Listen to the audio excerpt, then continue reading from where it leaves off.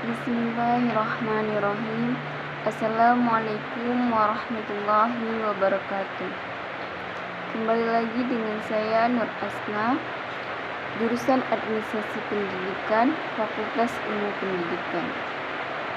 Pada kesempatan ini, insya Allah saya akan membahas dan menyampaikan analisis dari video mengenai materi keterampilan mendengarkan. Ketidakmampuan seseorang berkomunikasi adalah akibat kegagalan untuk mendengarkan orang lain secara efektif, secara terampil, dan penuh pengertian. Pertanyaannya sekarang adalah, apakah Anda, apakah saudara, apakah kebanyakan di antara kita adalah orang-orang yang mau mendengarkan orang lain? Termasukkah kita menjadi pendengar yang baik? Ingat satu kalimat, alam telah memberikan kita satu lidah. Tuhan telah memberikan kita, Allah menciptakan satu mulut dan satu lidah untuk kita. Menyediakan dua telinga, artinya supaya dapat mendengarkan lebih, tetapi lebih banyak. Mendengarkan orang lain 2 kali lebih banyak, 2 kali lebih hebat daripada mengucapkan dan berkata tapi. Sayang, untuk zaman sekarang orang lebih banyak ingin didengarkan ketika orang lain berbicara. Justru kita tidak pernah secara empatik mau meresapi dan mendengarkan, tapi lebih banyak menyelip untuk ingin menyampaikan yang ada di pikiran kita. Sebenarnya apa yang terjadi kebanyakan kita? Bahkan hasil penelitian menunjukkan 78% manusia sulit mendengarkan. Mereka lebih ingin didengarkan daripada mendengarkan. Salah satu kunci komunikasi efektif ialah kemampuan mendengarkan. Kita akan membahas yang pertama, komunikasi dan kemampuan mendengarkan sebagai kunci komunikasi yang efektif. Sebelum kita membahas teori-teori dan sistem mendengarkan dalam perspektif komunikasi, kita coba lihat dan kenali ciri-ciri dari pendengar yang tidak baik serta ciri-ciri pendengar yang baik. Kita bisa mengenali diri kita dan memahami orang lain. Kategori manakah kita? Sebagai kategori yang baikkah? Justru malah kategori yang tidak baik. Yang pertama, kita mulai dari kategori yang tidak baik. Ini merupakan kalkulasi dari analisis dan banyak sekali penelitian bahwa minimal ada 11 ciri dari indikasi seseorang yang termasuk kategori pendengar yang tidak baik, dan biasanya orang seperti ini cenderung komunikasinya dengan orang lain bermasalah. Ciri-ciri kategori pendengar yang tidak baik yang pertama yaitu ketika berkomunikasi selalu menyelah. Setiap komunikasi yang terjadi antara dia dan lawan bicaranya selalu menyelah. Yang kedua, seringkali mengambil kesimpulan dengan cepat dan tergesa-gesa, tidak dimanfaatkan untuk berpikir dan mengolah pendapat orang lain. Ciri-ciri yang ketiga, menyelesaikan kalimat-kalimat saya. Selalu muncul istilah saya kalau sudah ada tuntunan dan semuanya serba saya, berarti kita ingin menguasai perjalanan komunikasi kita. Selalu menuntut dihargai untuk didengarkan, tetapi tidak mampu untuk mendengarkan dan tidak mampu menghargai orang lain. Selanjutnya, kurang memperhatikan, artinya matanya melihat kemana-mana dan memandang kemana-mana pada saat orang lain berbicara dan menyampaikan sesuatu dan sikapnya kurang baik. Padahal pendengar yang baik adalah jika lawan berbicara, kita harus antusias, muncul rasa ingin mendengarkan. Karena ketika ingin didengarkan, seharusnya kita mau mendengarkannya. Yang kelima, merubah pokok pembicaraan atau dengan mudahnya merubah pokok pembicaraan ketika orang lain berbicara dan menganalisis permasalahannya yang ini.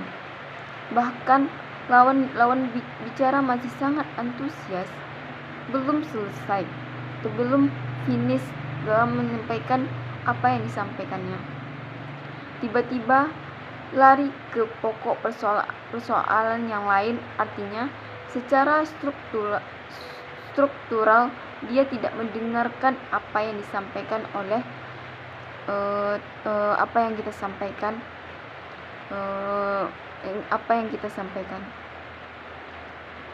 Mencatat segala-galanya, tidak memberikan tanggapan apapun, tidak sabar, sangat marah, emosional. Dengan gelisah bermain-main dengan pulpen atau dengan sesuatu yang ada di dekatnya ketika sang komunikator menyampaikan informasi atau message atau pesan yang ingin disampaikannya kepada lawan bicaranya. Misal pulpen yang dipegang, buku dipegang, dan lain-lain. Pada saat teman atau lawan bicaranya menyampaikan sesuatu, super gelisah. Padahal apa salahnya kita sediakan sedikit waktu mau peduli dengan ucapan atau komunikasi yang disampaikan oleh lawan bicara kita. Kalau kita berbicara dengan seseorang, dia sibuk melakukan sesuatu, pandangnya entah kemana-mana dan tidak terarah kepada kita, tidak terfokus kepada kita, berarti dia tidak mendengarkan apa yang kita bicarakan atau apa yang kita sampaikan.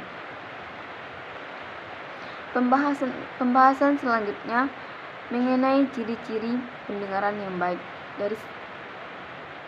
Sebaliknya dari pembahasan sebelumnya, yaitu ciri-ciri pendengar yang baik. Yang pertama, memandang kepada lawan bicara ketika ia berbicara. Misalnya, ketika saya berbicara dengan lawan bicara, saya melihat lawan bicara saya dengan antusias karena mata tidak bisa bohongi. Orang yang arahnya sama betul-betul memperhatikan kita, berbeda dengan mata yang terarah sama kita, tetapi tertuju ke belakang kita, maka yang antusias maka dia tidak terfokus sama kita, malah yang terfokus sama apa yang ada di belakang kita. Mata yang antusias mendengarkan dan memperhatikan kita, matanya berbinar kelihatannya. 2. Bertanyanya kepada kita atau bertanya kepada lawan bicara untuk menerangkan apa yang dibicarakan. Kalau ada respon terhadap apa yang kita bicarakan, responnya positif, itu mengindikasikan bahwa dia mendengarkan. Dia pendengar yang baik dan dia bertanya atau berkata-kata, "Maaf, kok bisa begitu? Ada apa? Kenapa ya?" Kalau antusias seperti itu termasuk indikasi pendengar yang baik. Yang ketiga, menunjukkan perhatian dengan mengajukan pertanyaan tentang perasaan, tentang apapun terkait dengan proses message atau informasi yang dikomunikasikan atau message yang disampaikan. Selanjutnya, mengulang-ulang beberapa hal yang dikatakan atau ingin mengulang-ulang apa yang kita sampaikan atau komunikasi yang kita sampaikan. Ini jadi indikasi mendengarkan, jadi termasuk indikasi mendengarkan yang baik. Tidak mendorong-dorong atau tidak berusaha membuat lawan bicara kita bicara lebih cepat atau ingin cepat mengakhiri pembicaraan. Artinya, bersikap tenang dan emosinya terkendali. Ini merupakan ciri yang baik. Biasanya memberikan tanggap dengan mengerutkan dahi atau biasanya matanya lebih mengecil. Itu berarti indikasi kita juga, itu terindikasi kalau kita juga ikut berpikir apa yang disampaikan oleh komunikator. Selanjutnya, tidak menyela pembicaraan, karena indikasi paling besar dari orang yang tidak mau mendengarkan gampang sekali menilai. Selanjutnya, memberikan kesempatan atau sugesti untuk menyampaikan pendapatnya atau menyampaikan argumen yang ingin disampaikannya. Dan yang selanjutnya, dan untuk kebanyakan kita tidak berada di kategori ini. Dan untuk kebanyakan kita tidak berada di kategori ini. Ini butuh proses panjang. Membuat dua telinga diciptakan Allah berfungsi 2 kali lebih banyak dari satu. Mulut lebih banyak mendengarkan daripada berbicara. Dari beberapa sumber jurnal manapun, dan dari beberapa hasil penelitian selalu mengindikasikan mengenai keterampilan berkomunikasi itu salah satunya. Dari berbagai keterampilan komunikasi sangat ditentukan oleh keterampilan mendengarkan. Jadi kita tarik dari beberapa keterampilan, terdapat beberapa keterampilan dari yang dapat kita tarik beberapa keterampilan di sebelumnya. Yang pertama, keterampilan mendengarkan. Yang kedua, keterampilan dalam bertingkah laku. Yang ketiga, keterampilan komunikasi sama juga dengan atau istilah lainnya keterampilan menyelesaikan konflik. Selanjutnya, keterampilan membaca situasi. Yang terakhir, keterampilan persuasi. Dari berbagai keterampilan di atas, keterampilan mendengarlah yang sangat sulit. Kelihatannya sederhana, tetapi sulit diterjemahkan. Penelitian yang pernah dilakukan pada 1928 diulang lagi pada tahun 1980 ke 1980 dan diulang pada tahun 2018. Ingat, mendengarkan itu proses aktif dari 5 rangsangan dan merupakan keterampilan yang penting dalam penentuan efektivitas komunikasi.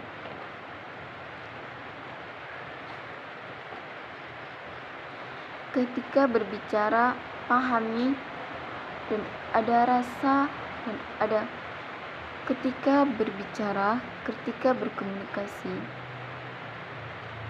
pahami dan ada rasa dan ada ikatan antara kedua belah pihak dalam menyampaikan komunikasi.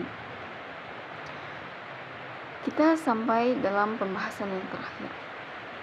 Ketika berkomunikasi, kita hendaknya harus mengetahui etika atau mengetahui bahwasanya ketika dalam berbicara kita tidak boleh memotong pembicaraan atau meninggalkan lawan bicara kita ketika berbicara atau berkomunikasi, dan membuat dia mengakhiri pembicaraannya membuat dia merasa kalau komunikasinya itu harus diakhiri, dan kita tidak boleh melakukan hal-hal yang tersebut, karena proses dalam komunikasi itu memerlukan keterampilan mendengar yang baik, keterampilan mendengar yang sangat baik dan sangat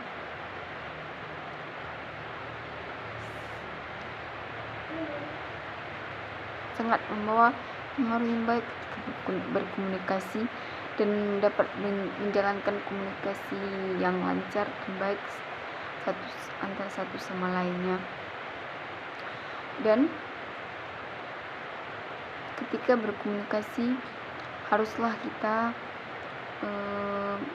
mengetahui apakah yang kita sampaikan tersebut tidak menyinggung perasaannya atau menjadikan apa yang kita bicarakan ini, menyampaikan apa yang kita bicarakan ini harus sampai kepada seorang komunikan dan harus dijaga dengan baik satu sama lainnya. Sekian yang dapat saya sampaikan. Kalau ada salah dan tinggalnya mohon dimaafkan. Wabillahi taufiq wal hidayah. Wassalamualaikum warahmatullahi wabarakatuh.